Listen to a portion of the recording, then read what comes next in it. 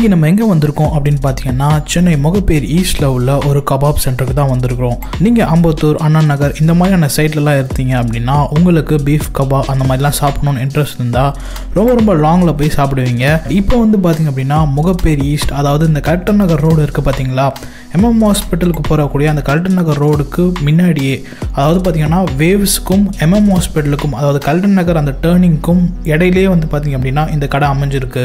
இந்த கடையில் வந்து பார்த்தீங்கன்னா பீஃப்லேயே எக்கச்சக்கமான வெரைட்டிஸ் வந்து வச்சுருக்காங்க. ஸோ எல்லாமே வந்து பார்த்தீங்க அப்படின்னா பயங்கர டேஸ்ட்டாகவும் ரொம்ப பட்ஜெட் ஃப்ரெண்ட்லியாகவும் இருக்குது. ஆக்சுவலி நான் கிராஜுவேட் பிஎஸ்சி முடிச்சிட்டேன். அவன் வந்து பிஎஸ்சி எலக்ட்ரானிக்ஸ் படிச்சுட்டு இருக்கிறான். என் பேர் வந்து ஷாஹுல் அமீத், அவன் பேர் முகமது ஆசிஃப். நாங்கள் 2 பேர் கசின்ஸ். நாங்கள் 2 பேர் தான் இதை இனிஷியேட் பண்ணி இதை நடத்திட்டு இருக்கிறோம் கடையை. கடை வந்து 2.5 months ஆகுது ப்ரோ. ஸ்டார்டிங் வந்து டிசம்பர் 2 ஆரம்பித்தோம்.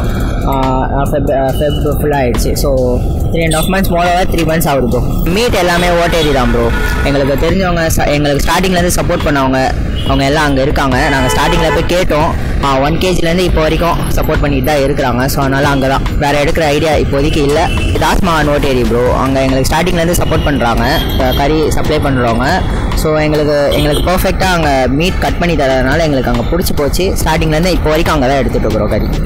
ப்ரைஸ் அண்ட் டீட்டெயில்ஸ் வந்து இப்போ பார்த்தீங்கன்னா எங்ககிட்ட வந்து பீஃப் தவா கறி இருக்குது. தவா கறி வந்து ஒரு பிளேட் வந்து 60 rupees.